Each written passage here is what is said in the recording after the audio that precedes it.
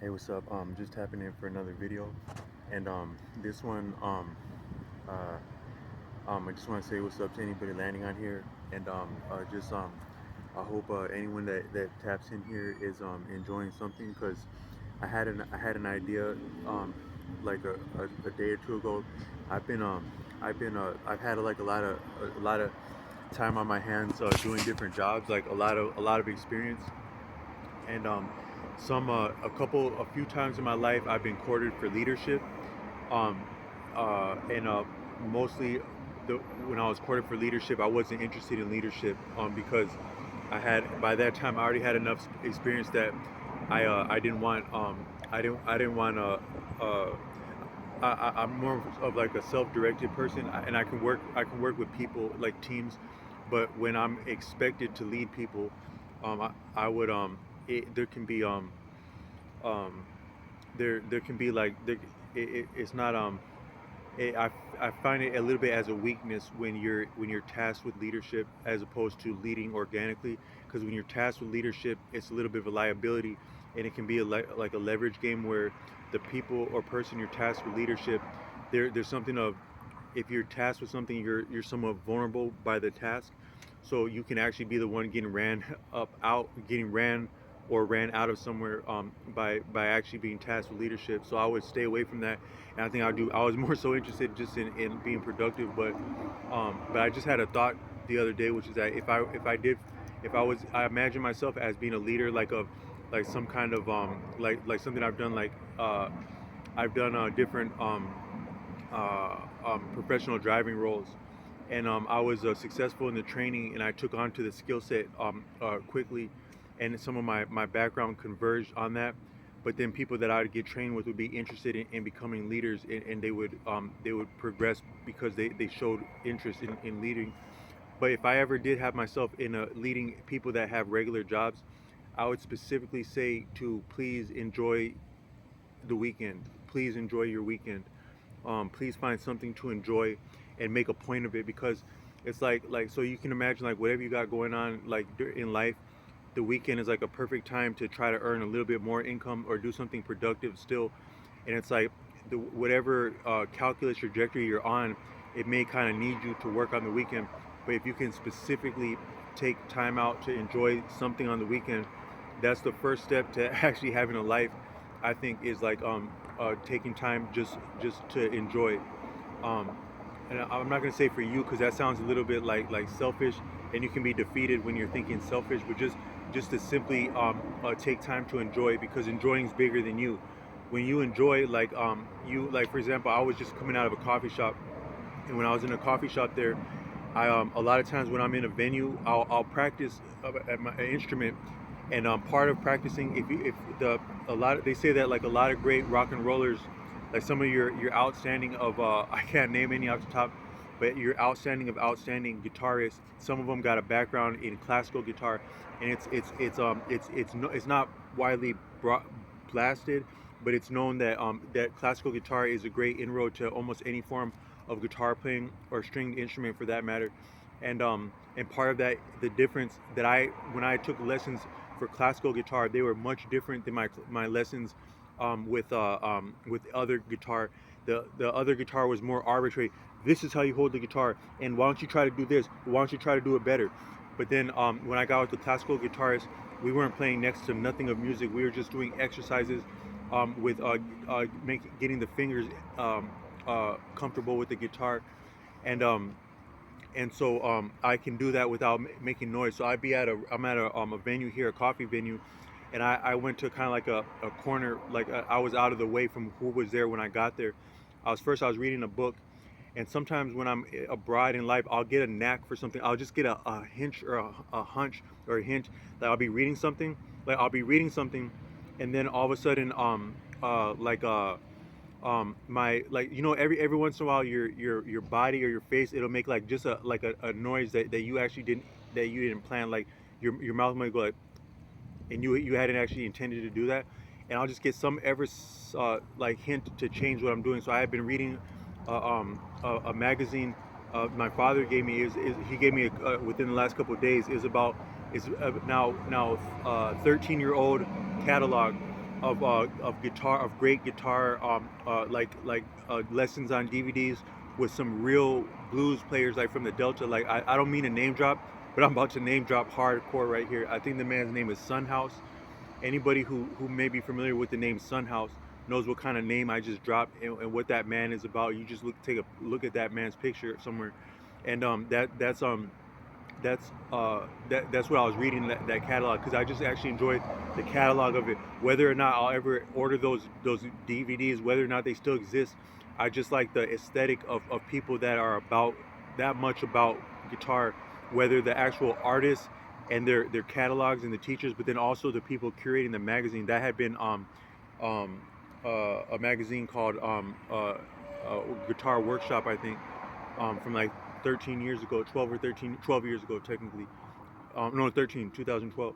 And I don't mean to be arbitrary with that statement based on other statements I've made in this channel about not subscribing to I think it's the Greco-Roman calendar is what you refer to with the year 2012. But but so I would be reading that just because I like the aesthetics of it, and then I got a hunch to now let's put up the guitar, put up the magazine, and do something different. And each time I get a hunch like that, if I don't do it, either a circumstance like in traffic or in life will be unfavorable, or I'll make a blunder. It will be to a dead. It'll be to a not to a strong suit if I don't go with the hunch. That, like they say, that another way to say what I just said is go with your first instinct. Go with your first mind on something. Is all I'm saying with that. And each time that you don't, whether it's like a multiple choice exam, or a lot of life is actually like a multiple choice exam. Do I go there? Do I do that? Do I do that for myself? Do I do that for someone else? But I went with the hunch because I have enough experience of getting less than favorable circumstances when I don't go with that. So then I started practicing my guitar like that. There had already been a young man that was sitting by me. He was like sitting across. He was sitting like maybe 3 seats over on a. I'm in a chair in a corner, and he's sitting maybe at the end of a table, but it's like a table for meetings, and he's just minding his own business with a computer there. He had set up shop while I was reading, and he was just. I didn't know what he was doing there, but he wasn't bothering me. I wasn't bothering him. But then as I moved to the guitar like that, no more than like a minute, 60 seconds later, he's interviewing another man, like another business owner or something, and he came there with his small child like that, the two of them. And the child's like, because the child doesn't know, as far as the child knows, these people there all know each other, including me, would know them, but I didn't know them from Adam. But the child was like, "Who's that? What's he doing?" And then his dad's like, "Oh, he's just playing. He's practicing guitar." But that child, he got to see an actual. That was almost like a lesson. If that child had any interest, or one day will have any interest in becoming musical, he has seen an actual practice repertoire for guitar that may be a more effective inroad than any half done, half baked lesson that a parent could spend a lot of resources on. That wouldn't be as effective as what you might get handed down with a classical guitar training. And I wasn't trying to flex by any means. I was minding my business. I wasn't going to get up and run out of somewhere because they were having a meeting, but I also wasn't trying to flex. I was doing exactly what I was doing. But that's an example of how, if you say I'm going to take a day to myself, that sounds selfish and a little bit weak. But if you're saying I'm going to take a day to enjoy, I'm actually the environment is becoming. What I'm saying is, if you're doing something productive that you enjoy, that's worthwhile and healthy, and it's not it's simple, economical, and worthwhile, practical, enjoyable. That example. No, I didn't set out with that to say I'm about to make an example today. I'm gonna make an example of something. I'm gonna inspire someone today. That wasn't my approach. But I do know that we're being a leader at all times in life on some level. But whether for good or bad, there's maybe you could say there's nothing of neutral. Even to mind your own business and be content, that's still an outstanding example.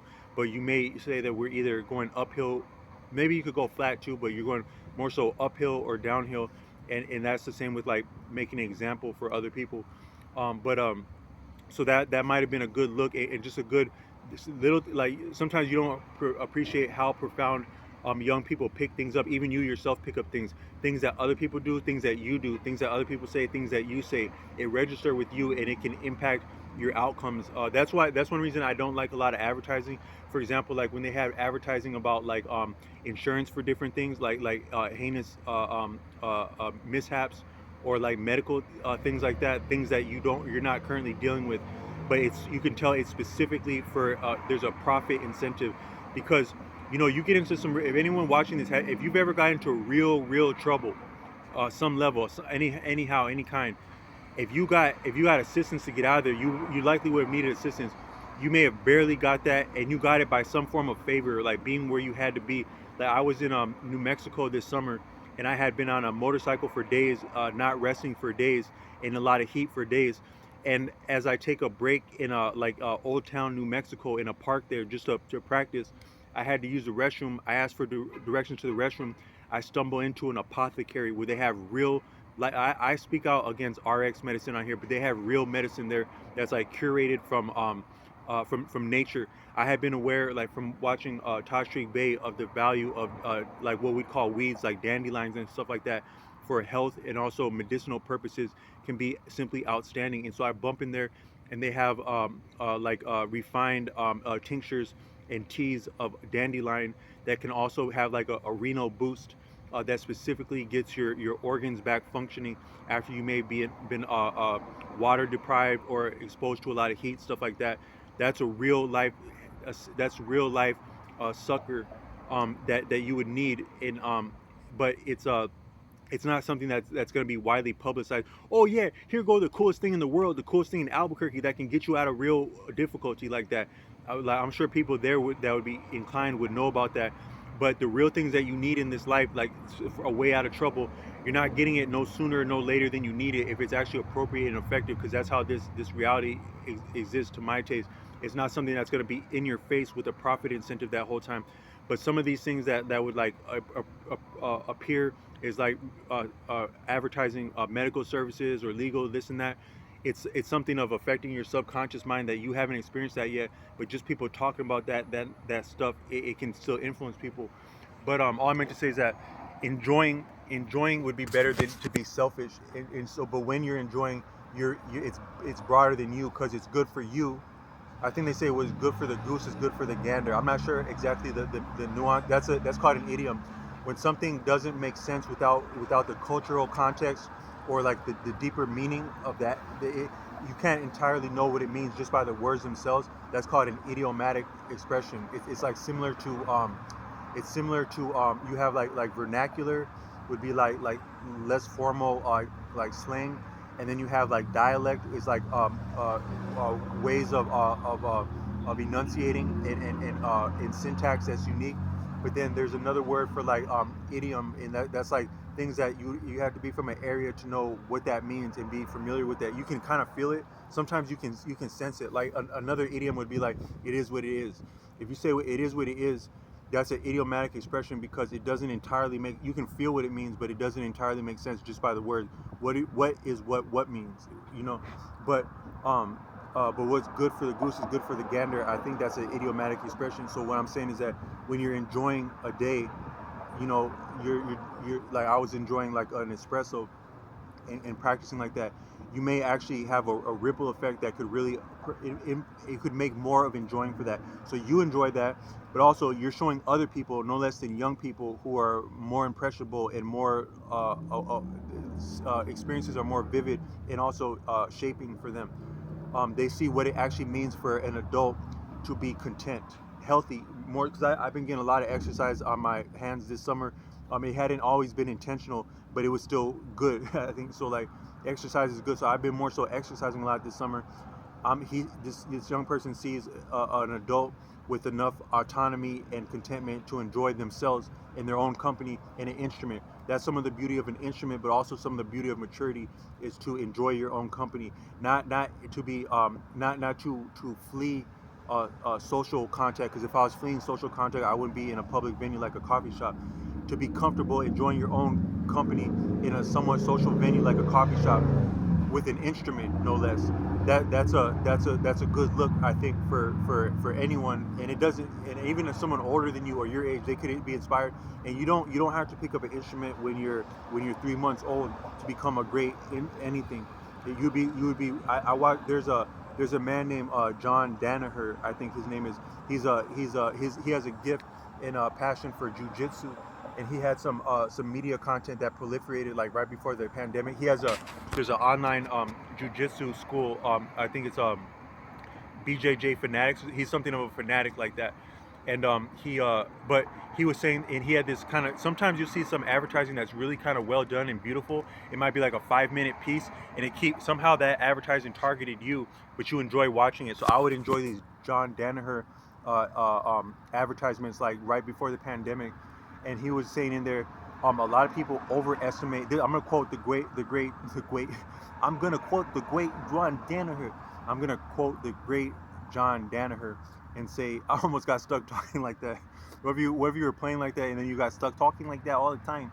And you try to get serious with people, but you're still kind of talking like that, and you can't help it because you start practicing like that. And the more you practice like that, the more you get like that, and the more you be like that and stuff. But the great John Danaher would say, and this is from he was well done, like he was like he was walking through life like a badass, like a subway, like he was showing what he looks like walking on the subways, being competent with jujitsu. So on a deep level, low key, he's selling. This is how confident and comfortable you can. This is how your gait can be. This is how you can carry yourself if you're familiar with jujitsu, but you don't have to use it while you're on the subway, but you still know that shit when you're walking abroad in life. And I had been watching that just before I was about to take a trip to the East Coast, no less, to Boston, to visit my school during when I was in school at Berklee College of Music. They would have like a conference for like students to like online for distance students to come meet each other and see the school. And I do that like somewhat like annually then. And he was like so I could relate to what it would be like damn, that's kind of cool to be like. The word for that is self-possessed. When you are in command of your own autonomy, for better or worse, as is appropriate for a civilian, to your own devices and to be comfortable bearing yourself, presenting yourself, comporting yourself, looking out for yourself, looking for yourself, learning, meeting people, experiencing life on your own commissioning and on your own support and your own 2 feet, to be your own person. That's called self-possession. That's a really beautiful thing. One time I applied for I was applying for a job as an interstate bus driver. That's actually one of the reasons that I became a school bus driver, is because a school bus driver is the soonest way to get experience on your hands and training as a bus driver. And you need a little bit of training as a bus driver before you can be over the road as like a interstate bus driver. But I was applying for one, and I got jilted. I'm not gonna say it's one of your reputable bus brands, and it was all good to go. I had the interview. I showed up, but it's like I just showed up to a random terminal, and they're like, we don't know nothing about an interview. And then so I called someone. They're an hour late. That I called. Oh yeah, give me 5 minutes. I'm in a meeting. I wait another hour. Jack shit. But while I was waiting there was a man that. So I'm in. It's interesting because I'm in the Twin Cities, and I had got my first training. My first big school bus assignment whatsoever was in the next state over, Wisconsin, in the city of Milwaukee. It was called Over Yonder. It's like in a broad assignment, because like some companies, they have many terminals and branches and bases throughout the country, and they were short-handed, and they also started 2 weeks before us there. So I got commissioned to go there. My first work there, I was already an itinerant journeyman bus driver, not having actually operated a big bus yet, but had actually got the training and the licensing, and only had driven a small bus to that point. But it had been in Milwaukee like that. Then when I had got through some of that experience, and I was getting ready to segue that into a career as a interstate bus driver, which I still haven't done, but that was my intention then and what I had set out to do. When I got jilted like that, this man, I was about like 2 or 3 blocks away from this. I was a few blocks away, just parked waiting for this meeting. But this man got off the Greyhound, and he didn't have. I don't think he had too much of any bags, but he was rocking a Milwaukee Bucks jacket in the Twin Cities and just smoking this. I don't know what he was smoking. Like I'm not gonna say that. I'm not gonna incriminate this person that I don't know who the hell they were, but he might have been smoking like a square or a cigar or something. It looked like a spliff. I'm not gonna say it was of ganja, just a spliff of something, a spliff of tobacco. But he had a leather, like a jacket, a Milwaukee Bucks jacket, that he was representing himself in Milwaukee. I'm not trying to big up Milwaukee over Twin Cities, because both Milwaukee and Twin Cities is nothing to play with. But just that he was being that much of himself, rocking himself presenting himself and comfort and content with himself, just content with the spliff like that. That's called self-possession, and it's really beautiful. And I emulated that, and I got a pretty, I had a good jacket game going on for, like, I think in a video before this, I'm rocking a jacket in there, and I had some. You don't have to sometimes break the bank to find some cool jackets. If you just Google different things that are interesting to you for like jackets, they got a lot of cool jacket, like anything you would have grown up around, like any cartoon you would have liked, anything that's cool then and now. If you can think of that, you can likely find some kind of clothing or attire like that. And I would do that with jackets. And then so I noticed people in the Twin Cities kind of getting onto, like, I would be rocking jackets, and then I'll start to see those jackets crop up like that. But I had actually cropped up like that from that player like that I seen in that self-possession. That's one of the most beautiful things. That's actually affluence part excellence. It's not a lot. The man he wasn't destitute. He, he wasn't without, but he didn't seem like he had much, or at least much on him. But he was cool like that. He was cool with himself. That's self-possession. That's dope like that. That's the greater part of style, is self-possession in the first place. Anything you do on top of that is just like accenting like that, and it's still dope. But the self-possession is what the dope is.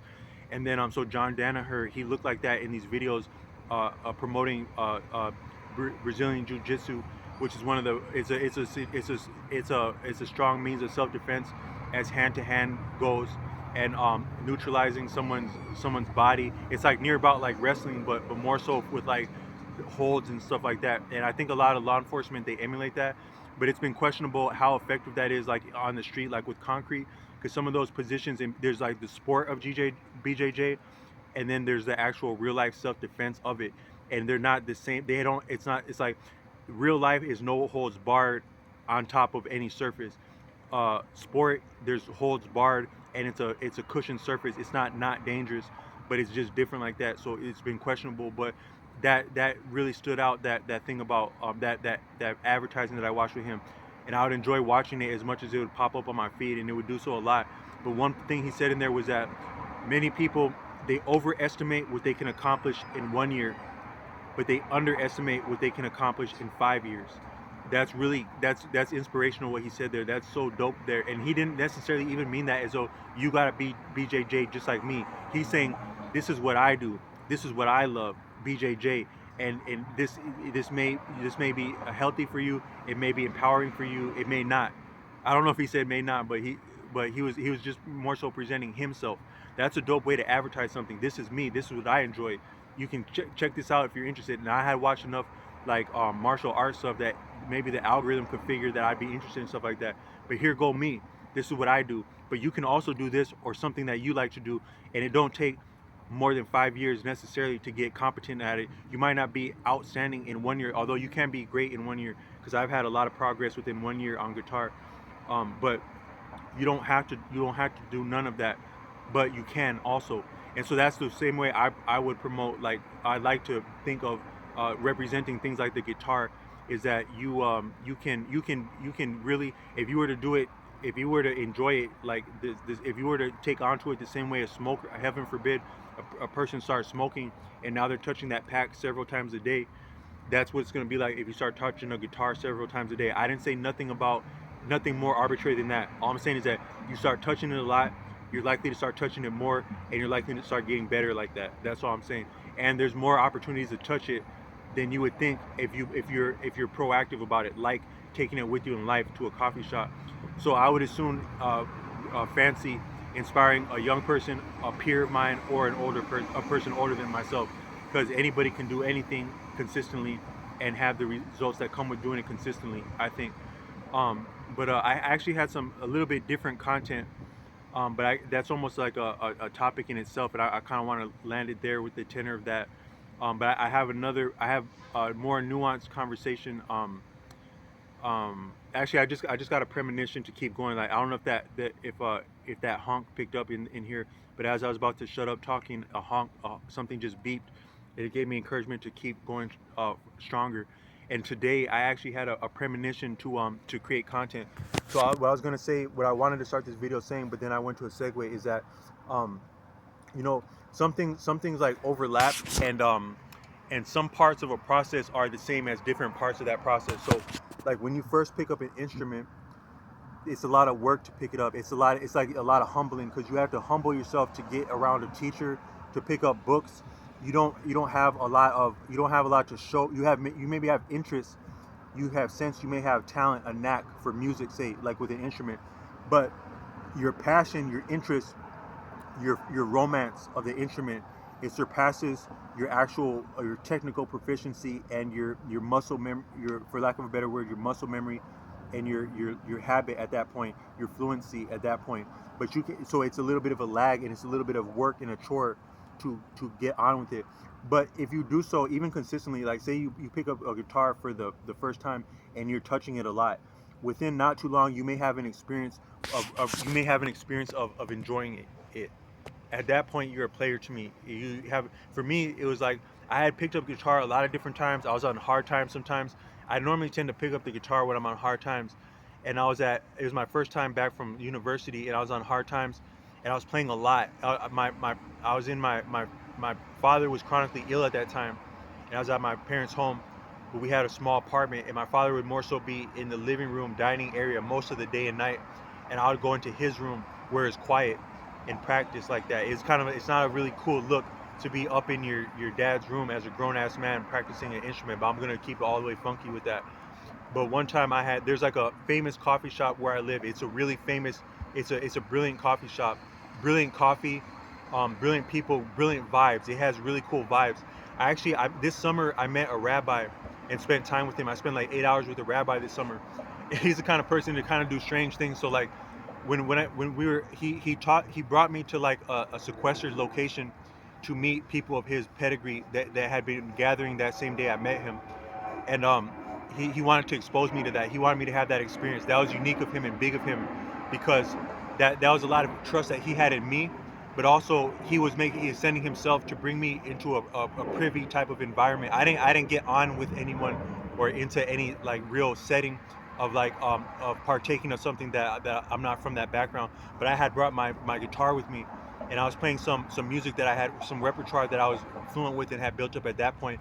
And he was praying while I was playing instrumental music. It can be like a little bit haunting. Like I have some videos on this channel where I'm playing that type of stuff, and he was singing and praying like that while he was waiting for his his community to arrive somewhere. We were outside of a building that they were waiting to arrive to, and then but all I meant to say, when we left there, we actually drove by because he actually didn't live too far from me, but he, on his way to dropping me off, he stopped by this famous coffee shop. He went behind it because he had actually owned he just randomly went through there like just for old time's sakes, and he actually taught me a little bit of a slick way there, like a little bit of a slick. I had lived in that area for a long time, but I didn't actually know there was a strange alley in the middle of like a, it's kind of hard to explain, but it's a strange alley in the middle of like a row of like kind of like well-to-do like coffee shop, bakery, smoothie shop right near a college area, a very well-to-do college, one of the well-to-do colleges of the country is right there. But I lived that long and hadn't walked by there that many times and hadn't appreciated that there's actually an inroad right there through the side of the right there in the middle of the storefronts back to the alley, which that gets neatly back to where I would live at. And no less than maybe 2 weeks later, I had one time I had got off the bus at an off hour, and another person got off the bus that you can tell, like by that area you can tell who would have regular business being there at that hour of night, especially as it's under construction. You would either be a college student or a well-to-do person that would be within you live somewhere within walking distance of that area. But it's nothing but like more so like yuppie people that would be around there.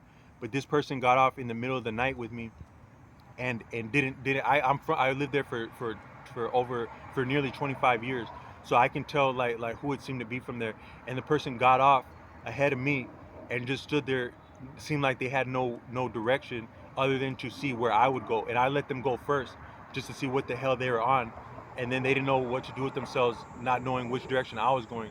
So then I start walking at a pace, but I've been on my feet so much this summer that I can, if someone been smoking squares and they ain't been exercising, I can usually make short work of someone on foot. So I exactly used that bypass that I had seen with that person. I'm not saying that person was on me or nothing, but I didn't know for sure, and it was convenient to have that little bypass that that rabbi had actually shown me. But when I went there with that rabbi, he was showing me that I was asking him about that coffee shop because he knew the owners. He used to own a business there like back in the like 20 years ago, and I was asking him about the owners of that coffee shop, and they're like he was like, oh yeah, they're really great people. They're cool people. But I a little bit digress why I referenced that coffee shop. I did digress with that. Um, um, Um, but what I was going to say is that but one time I had got coffee from that coffee shop where they have like fresh coffee that they roast right there, real coffee, real coffee. You know, like some people they say like when people have a habit like with the substance, it's that first fix, and you're hooked on it. But what if it was that first? Now I had coffee before that, but that was my first real. I had taken up coffee from that. I think it was like a almond coffee with just a little bit of creamer and like a large. And I was playing this. I had been playing like the same. There's this book called Play Guitar. It's a really great book for a new guitar player. They talk about some very fine skills that serve you well. Like for example, when you put your fingers on the frets, you keep your fingers very low over the strings. You don't have your fingers way up here doing crazy stuff like that. Unless that's your you can do that can be to a strong suit too. Anything is rock and roll if it works to your strong suit. But a strong suit is to keep your fingers low like that, just barely over the strings, so they're always ready to go. But you can be proficient like that because you're looking for efficiency and proficiency when you're playing guitar to be clean and sound good and look good. But that book, I would be working up a couple songs in that book, and I'd be playing them a lot for a month. And then one day I came home from that coffee shop with that almond coffee and playing guitar like that. And it was one of the most beautiful experiences of my life. Just for a moment there, just for ever so slight, a real hit, a real fix of real coffee and real guitar and a little bit of romance and aesthetics because like we had lived in that neighborhood. It's kind of a deep neighborhood where I lived at. A lot of people have lived there. A lot of college students. It's a little bit it's a kind of all neighborhoods have a unique beauty, but that neighborhood has a beauty that goes good with coffee and music because that's a lot of what people there are about. A lot of artists, a lot of coffee patrons of all ages. A lot of the patrons of that coffee shop, they're well on in life. They're 50, 60, 70. My landlord would visit there. People that really that move and shake things, they get up with that place. But young people too.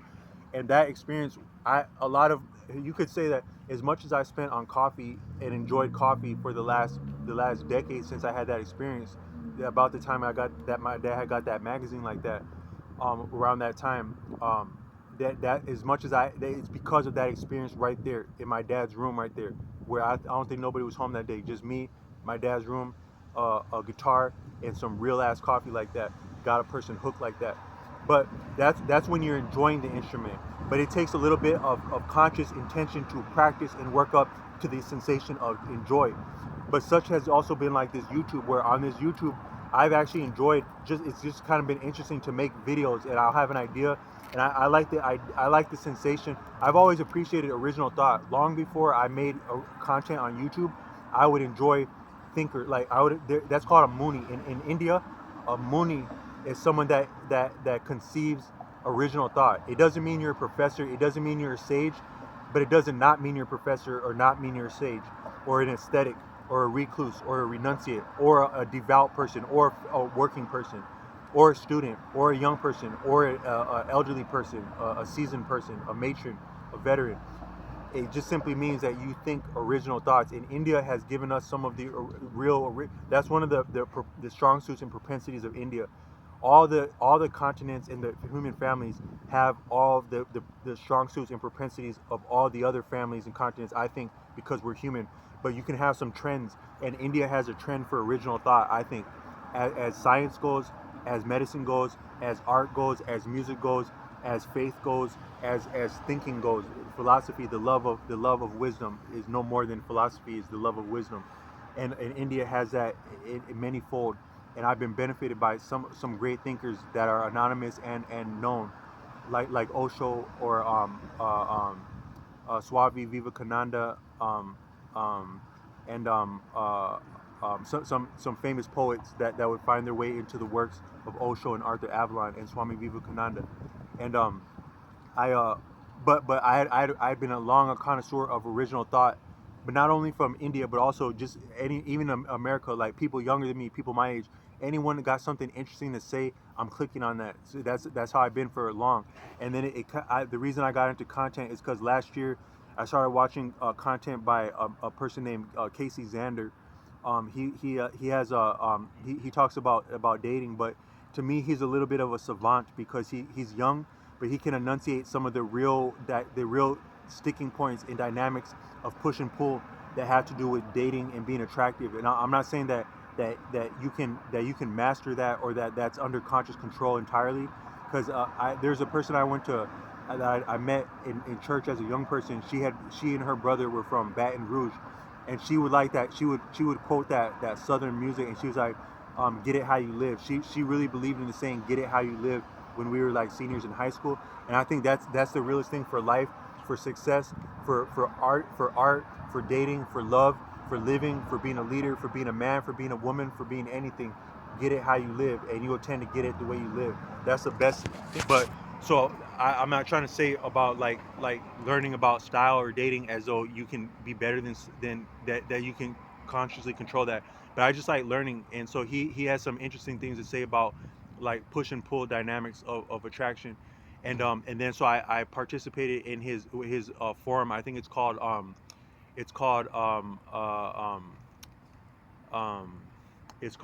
Headman Nation.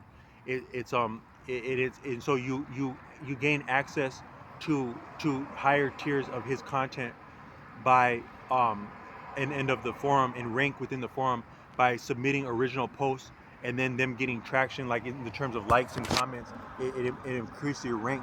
So I was posting a lot in there, like because I had that on my mind at that time, and I got a lot of pushback and blowback and flack, but that helped actually make me stronger as creativity goes, and have kind of the gumption and the gall to attempt original content. And then I would put some of that content. Then that segued into me having a YouTube channel.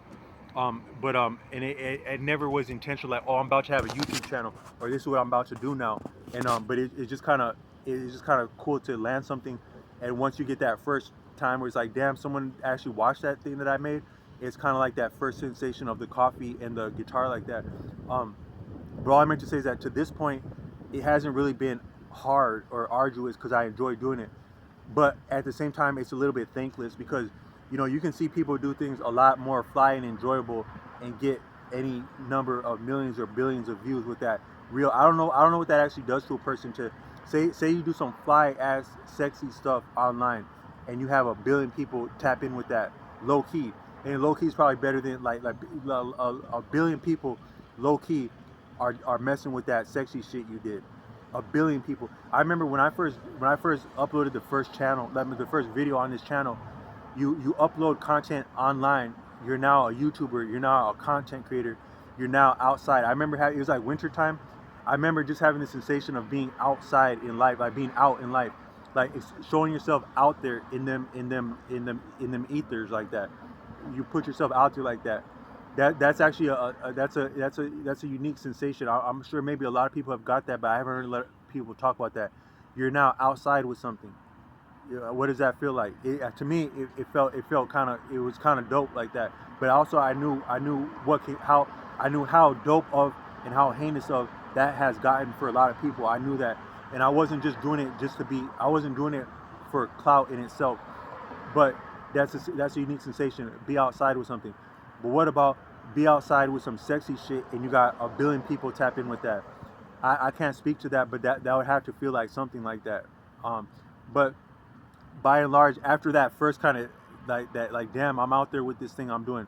Then after a while, it wasn't nothing like a billion of nothing, or like that sexy of nothing. But all I'm saying is that so it can be a little bit thankless, is what I'm saying. It's still cool. It's still a blessing to be able to express yourself and have expressed as much as I have on this content, and being able to rock like that as much as I have. And so shout out to anyone that has checked out this channel and just showed enough respect just to check it out like that and leave it alone. I'm saying some bold stuff where I could near about a person could stick their foot in their mouth saying this stuff.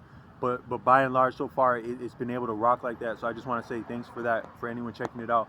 But we're all accountable for what we say, do, and even think in this life, including myself, and that shall continue to be the case for all of us.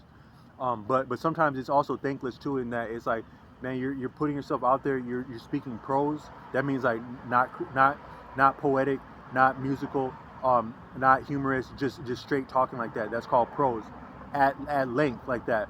That's not always the flyest thing like that. And so it can be thankless too. But it's still been like a little bit interesting and a challenge. So I've been rocking with it.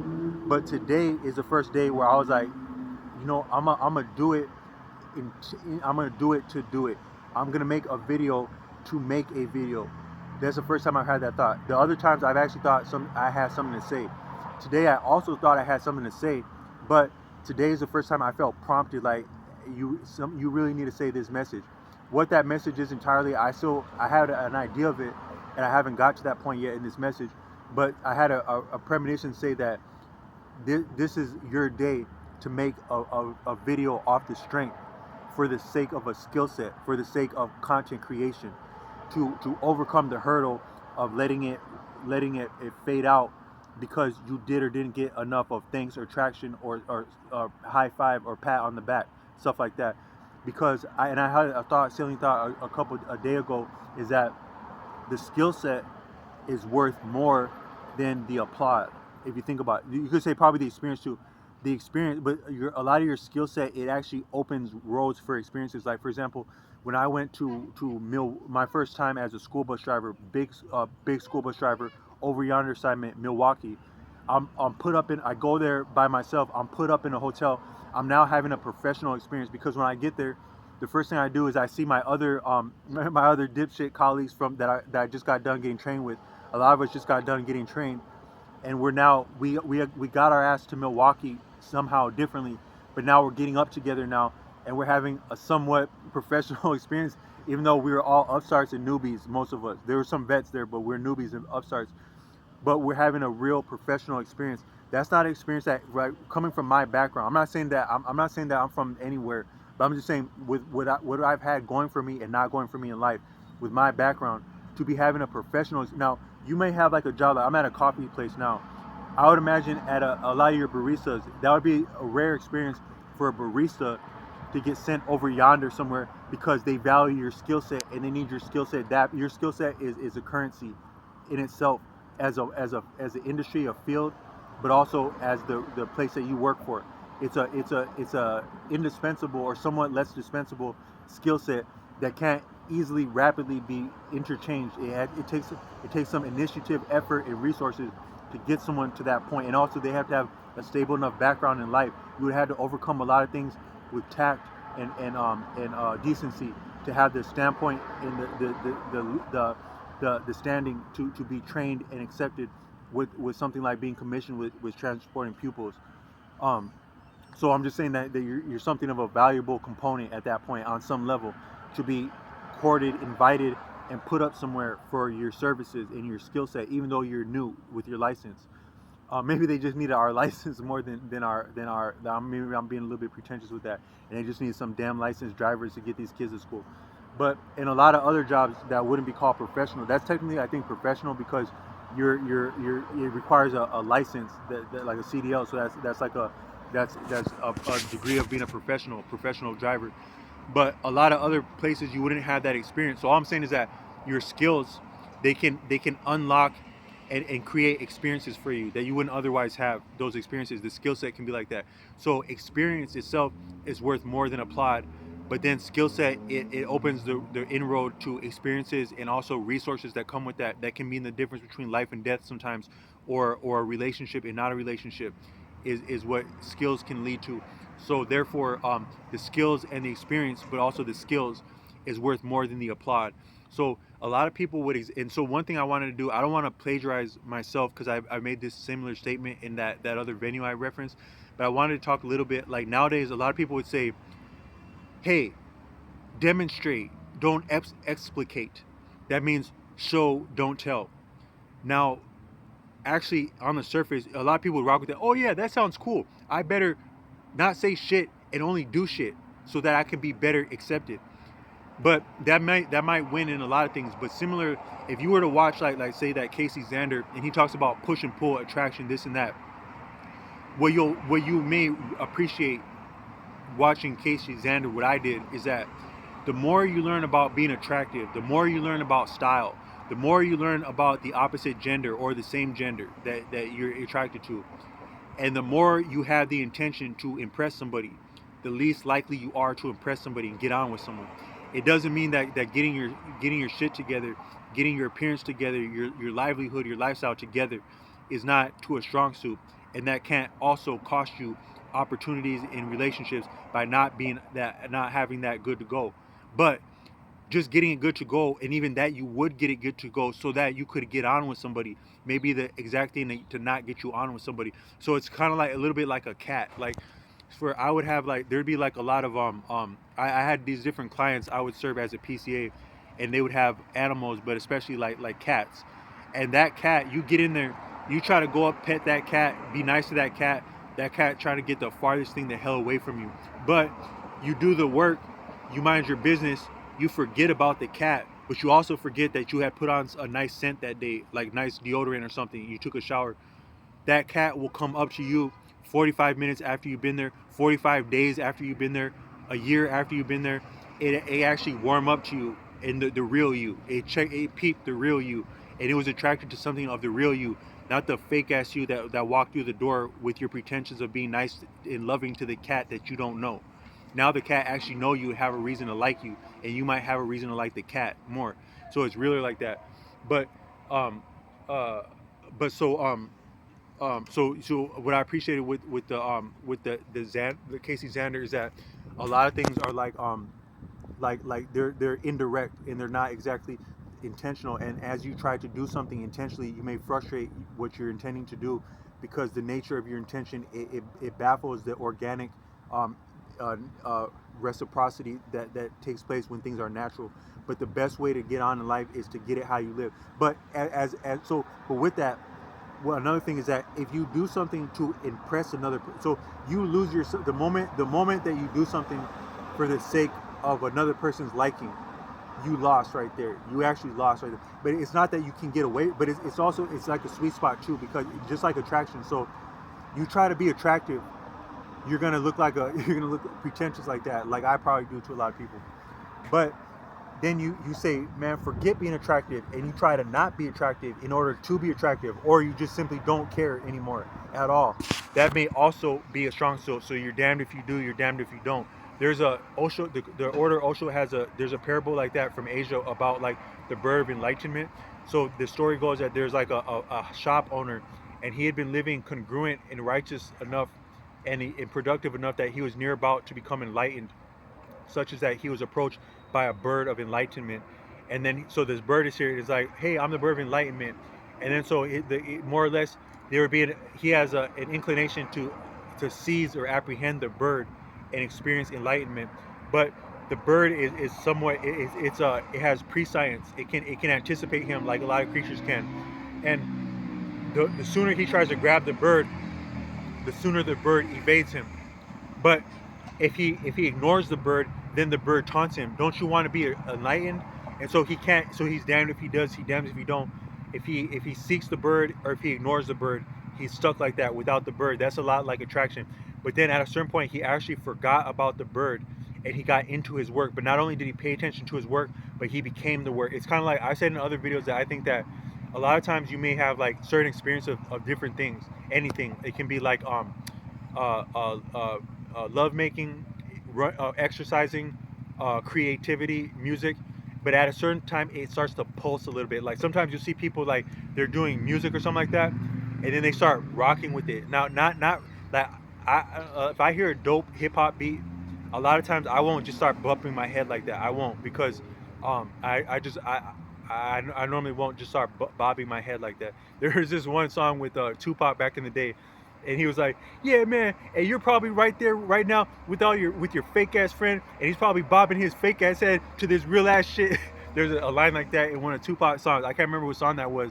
It's something about like these friends about us. Like he's like, "Yeah, that's that fool right there, right now." And then I think there's a song by Biggie Smalls where he's like, "It's the ones that smoke blunts with you and then it go on like that.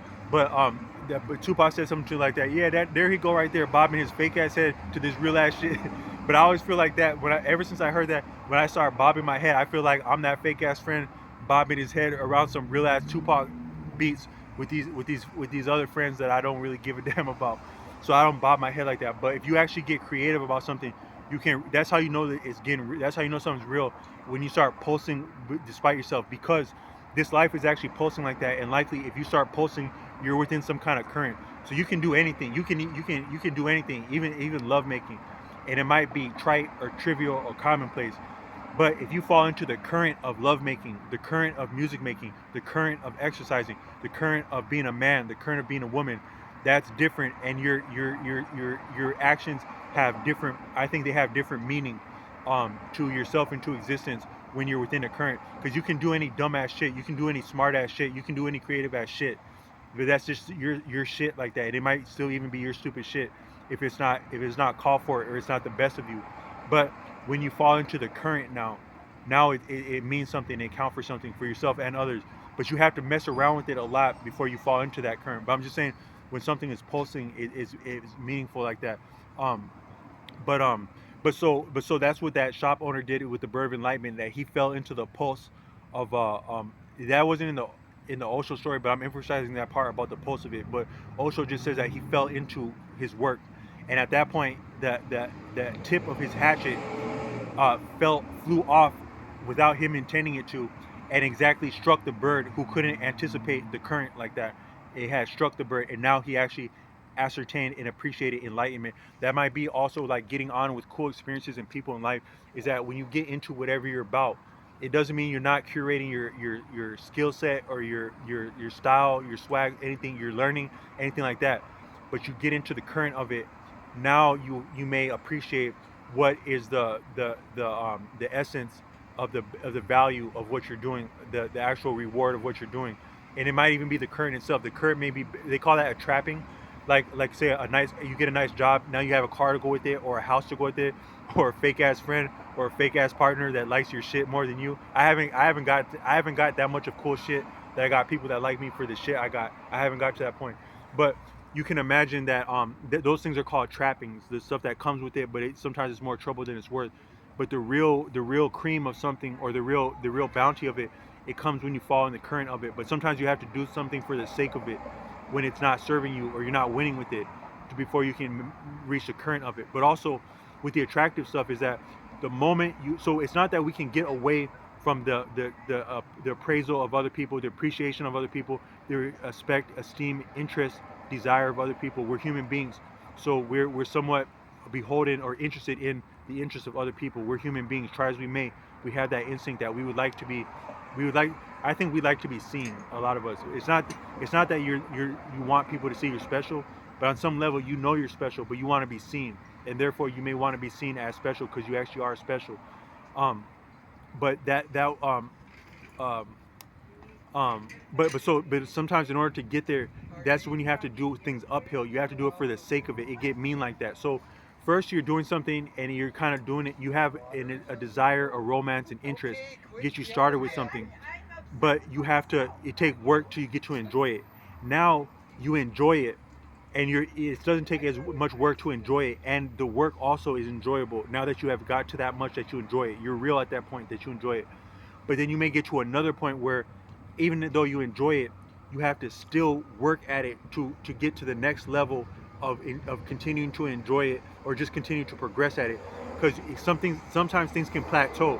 So a skill set can plateau, creativity can plateau, your enjoyment of an instrument can plateau, and you have to consciously press through that for the sake of it, for the sake of the skill set. So a lot of people would say, demonstrate, don't explicate. But I say, you lose yourself when you do that, because if you anything you do, there will be some people that like that, there will be some people that don't. But that you do it in order to be liked, or because this is the appropriate thing to do. This is what's good to go. This is what works for most people. Therefore, I must also do that. Or you even know this actually does work for people. You know that, but you're still doing it because it works for other people. So what I'm saying is the exception proves the rule. Usually, demonstrate, don't explicate is true. However, to explicate is a skill set in itself, and if you were to approach it as a skill set, um, hey, demonstrate, don't exculpate. Hey, how about this? Fuck you, and I'm gonna do what I want to do. And that also includes developing the skill set of oratory and enunciating thoughts creatively on the spot.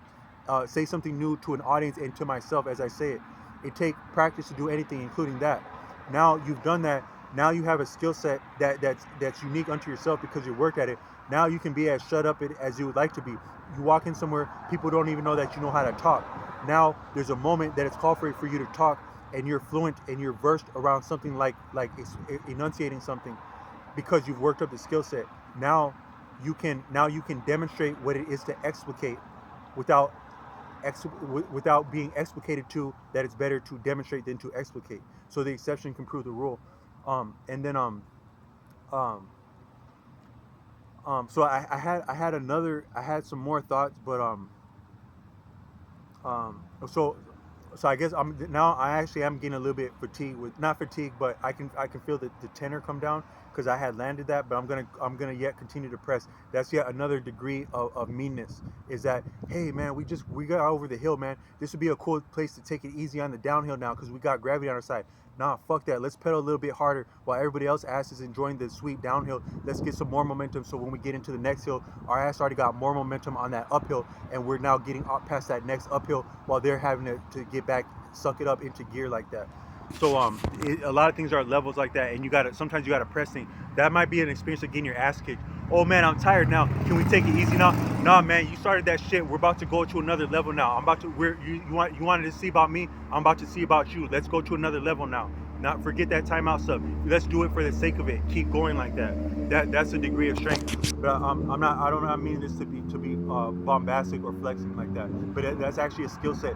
That grit like that to press. You can apply that to exercise or to scholarship. You can apply that to anything that would inspire you. That takes a degree of challenge and discipline. Um, but so one thing so I was talking about that coffee shop, that famous coffee shop, and I was there. Actually, no. So this is when I will settle this because I now have there's bystanders as I'm making this, and the next topic that I was gonna attempt, it is a little bit, it's nuanced and sensitive, just because it wasn't of my choosing. I was at this coffee shop yesterday, and I was taking a walk around the lake yesterday, and I was accosted by people that are from a background, and they were so forward as to ask me something about what I think and I feel about my personal faith, and then near about get to the point to ask me to confess one way or the other whether I have faith in one person or another. And I wanted to talk a little bit about the meaning of that, and that somebody would be comfortable approaching you like that, and what that means for them, for you, and what they're talking about, that they would do something like that. But I am in a public venue, so I'm gonna tone this one down out of respect for myself and who I'm in earshot and this audience like that. But I'll try to come back with that when I can, because I have some thoughts on that. Peace.